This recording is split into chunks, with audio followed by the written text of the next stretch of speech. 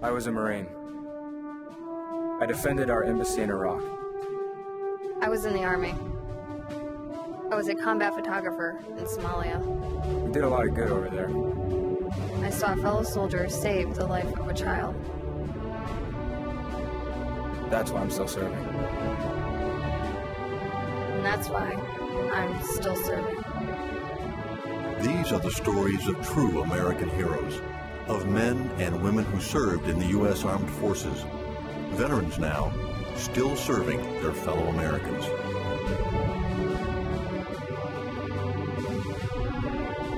This Still Serving features one man, Denny Best, who started serving his country at the age of 18 and has never stopped. Our interview takes place at a location that will be part of his legacy. But first, let's start with his younger years. Vietnam was a lot of life, a lot of death, a lot of hell, a lot of funniness. It took a very, very dear part of my life. My father and grandfather and uncles had served in the military. In 1969, 1970, when I was in the United States Marine Corps, basically I felt it was my duty to serve. His service started 2 weeks after high school graduation. 6 months later, in January of 1970, he found himself in Vietnam. I was hurt August the 12th of 1970. We walked into 2 155 howitzer rounds that were set up as booby traps. It basically wounded 23 individuals, 7 of them having been killed. And my limbs had been traumatically amputated on the spot. Despite that traumatic injury, Denny found new ways to serve. Became a police dispatcher a couple months after I left Philadelphia Naval Hospital. I had trained a little bit to stay in the police world of parole work and decided that chasing parolees around wasn't the greatest for me. But in 1976, Denny did find a great job for himself at VA. Chapter 31 was a program I went to college under and then eventually went to work for. And it was just a lot of fun, basically. Voc rehab wasn't so much work as it was seeing people move along in life. And a great deal of job satisfaction was attained for me that way. Over the years, Denny helped a lot of people move along in life, including Anthony Machiavelli, whose military vehicle blew up on impact after going off a 60-foot cliff. Dr. Machiavelli basically wanted to be a surgeon. He had so many different injuries to his body, it's infeasible because of the length of time that's required for a surgeon to be able to stand. Tony didn't really like this so much, but through long intervention and talks with him, the light finally dawned on him that physically he could not attain that particular goal. I received the coaching I needed when times were tough, and subsequently, voila, one thing led to another, and I'm sitting in medical school. Medical school's paid, and I'm on my feet again. There seems to be a pattern in Denny's life. He becomes a client of VA, as he did at the Winter Sports Clinic. Ski is just a wonderful thing. It's about the closest thing to running that I can do, and feel the freedom of the mountain when you're moving so freely. And then he finds a way to give back. Part of going out there is to be there for the different people that are there, and being a known person on benefits, it's very easy for me to talk to these people and make sure that they're at least receiving what they're supposed to receive. Which brings us to Denny's legacy, one that started 25 years ago. There were originally 4 guys that basically thought up the idea of making a memorial here in Philadelphia.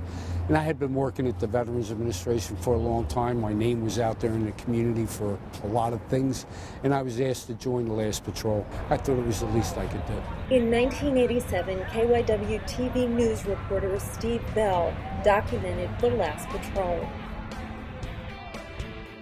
They gathered on the mall, just over a knoll from the Vietnam Memorial. More than 8 busloads of veterans, families, and friends from Philadelphia, and a number of government and military dignitaries from the nation's capital. But the mission of the last patrol is to bring home the names of all those from Philadelphia who died in Vietnam. So each name was painstakingly traced from the wall onto indexed cards. Finally, the march began with a solemn procession past the monument itself and its 58,022 names, 628 of them from Philadelphia. With me now, Patrol Leader Dennis Fink. Dennis, it was a long-time dream of coming. How's the first day gone? It's going great. Ceremonies in Washington were tremendous, and the vets are in shape, and we're making a march. Dennis Best, you're obviously a handicapped veteran, and yet you've been at the head of the pack all day. What have you done to get ready for this? Eat a lot of Wheaties and Cheerios, and Lord's been helping me out a little bit along the way. Though Denny led the pack, it wasn't always smooth sailing. We were coming back from Washington carrying our 630 names at the time for the Philadelphia Vietnam Veterans Wall, and I was placed under arrest. The sign said no pedestrians, but the patrol didn't pause, and the view was breathtaking. Then the obstacle appeared in the form of Maryland toll officer C.H. Moses. Philadelphia by March. We have to march. Well, it's going to take you a while longer because when you get on the other side of the bridge, I'm going to place all you on arrest, all right? And you're going to go to jail. So the march continued over a bridge that could be leading to troubled waters. But by this time, the resolve of the last patrol was clear. First resistance we met along the way. We'll get by it. We'll get through it. And the scene was right out of the movies.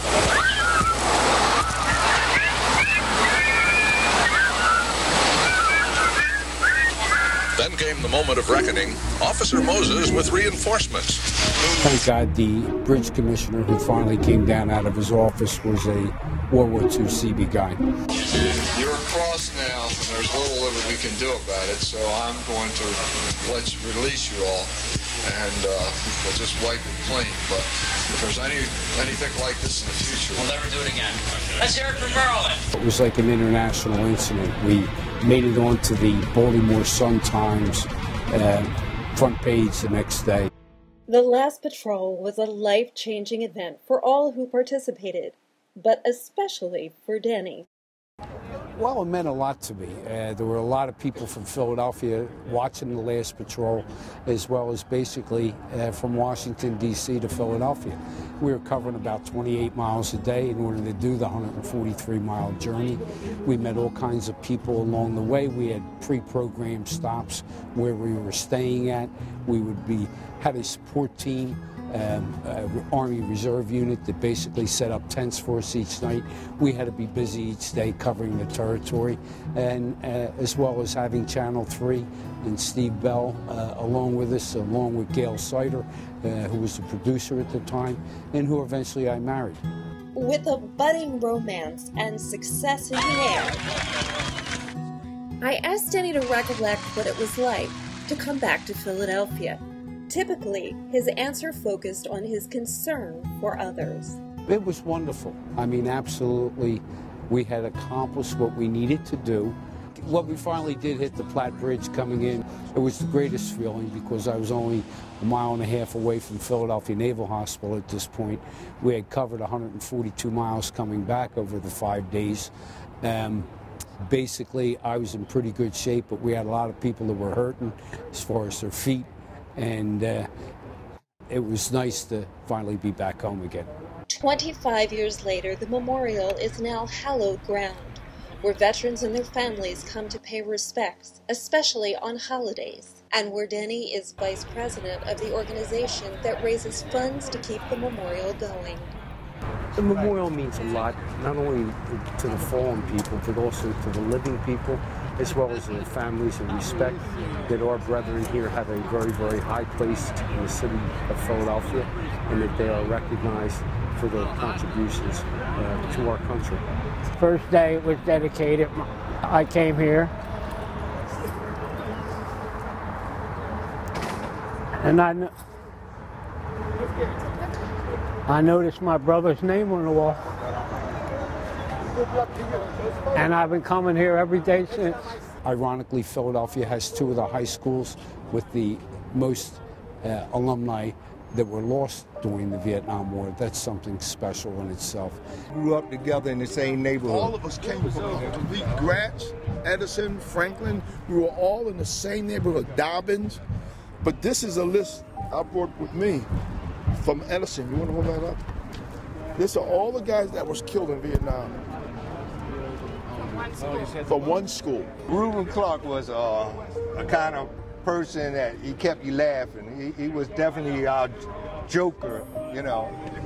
And I'm always going to remember him because he would do things that would keep you laughing at all times. The names that are on this wall are fellas I grew up with. Joe Cassidy, I went to St. Stephen's Elementary School with him.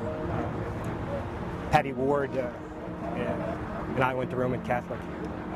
He was a kid you always wanted to hang around with. Larry Bulger, and I went to St. Joe's University.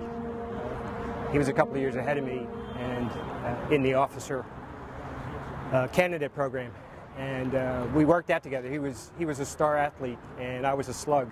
And he helped me work out and really encouraged me and helped me to believe that I could become a Marine officer.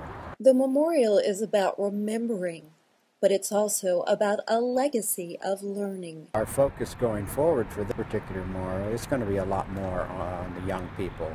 Having a kiosk, which we hope will tell the story of the individuals that are honored on the wall, as well as provide education about the Vietnam Wars. And that has already begun with schools like LaSalle College High School, who assigned students to a veteran's name for research.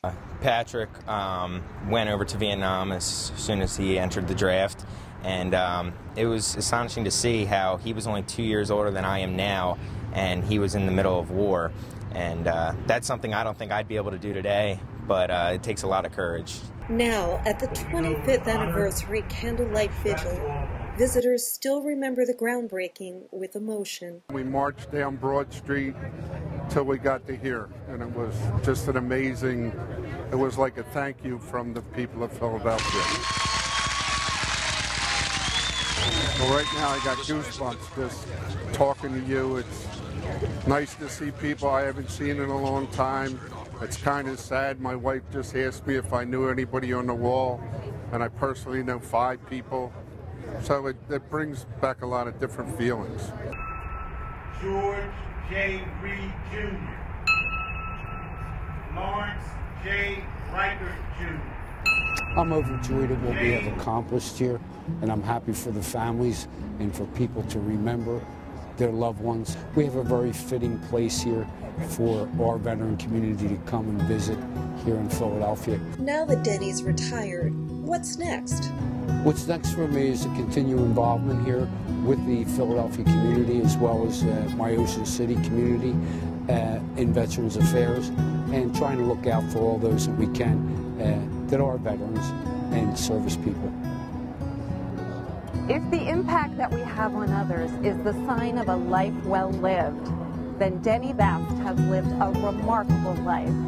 And the good news for all of us is that Denny is still serving.